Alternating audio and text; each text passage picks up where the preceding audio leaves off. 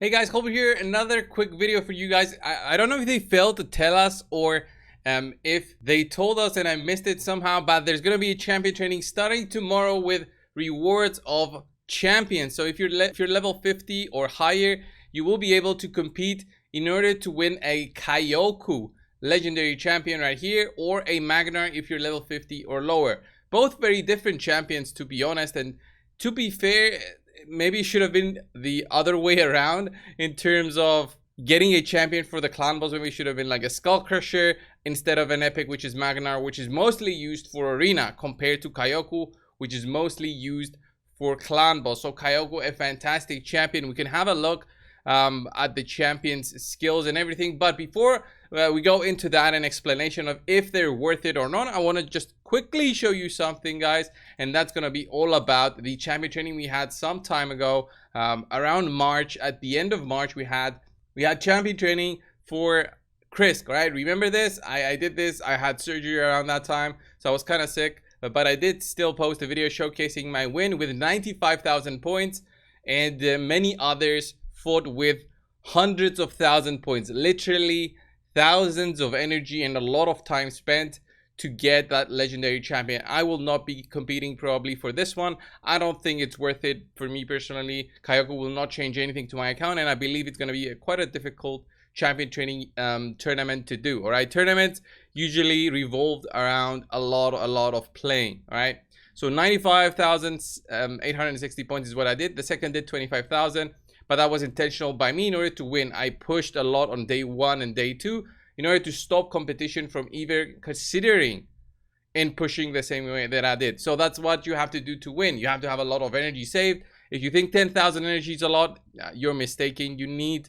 I would say, like 50,000 energy overall. You need to have a lot of food champions.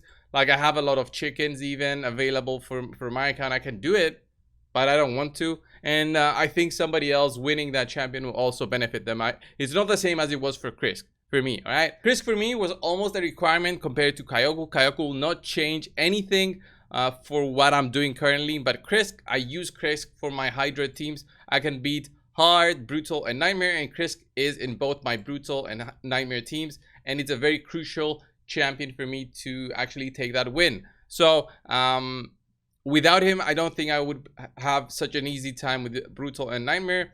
And of course, it's not that he's a necessity. But that being said, let me just show you the epic champion first, Magnar. Very quick look on what that champion can do if you're a newer player interested in competing in those tournaments. Remember, you're most likely going to be beaten by a spender.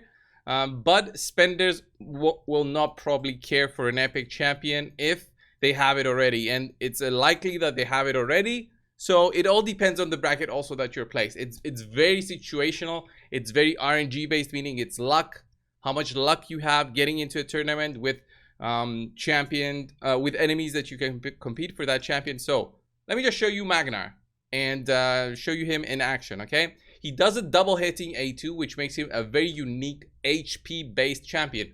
HP based meaning his damage is based and scaled from the amount of health that that champion has. So we boost here with our own Sifi. We sleep the enemy team. This is an end game kind of setup of each and every one champion taking their turns.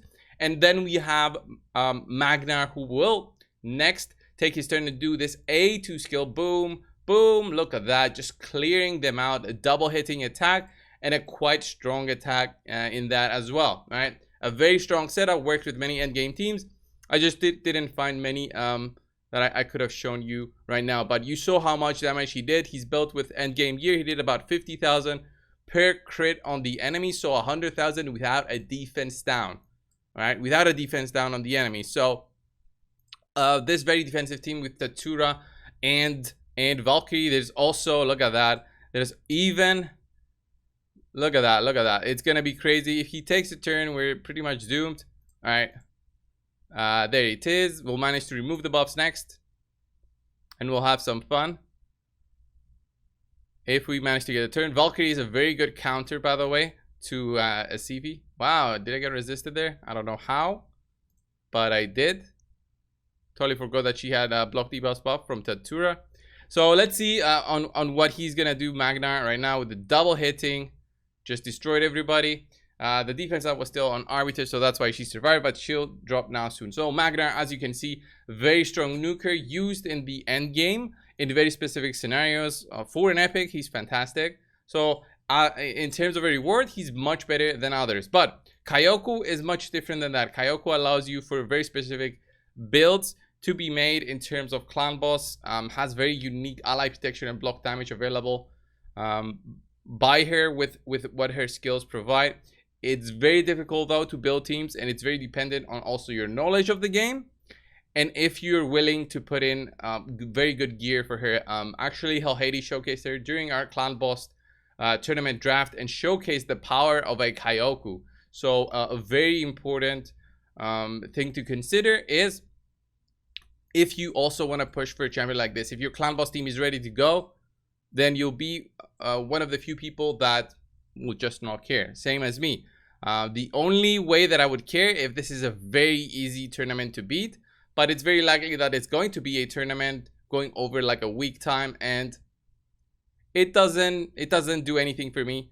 This was the video, guys. I hope you found it helpful. These two champions are great, but nothing too special. We did get 1,000 energy given for free by Plarium. But me personally, I haven't even bought the anniversary packs that they've been offering the past few days. Didn't find them appealing at all. That being said, this was the video, guys. Subscribe if you haven't already. I'll see you in the next one. See ya.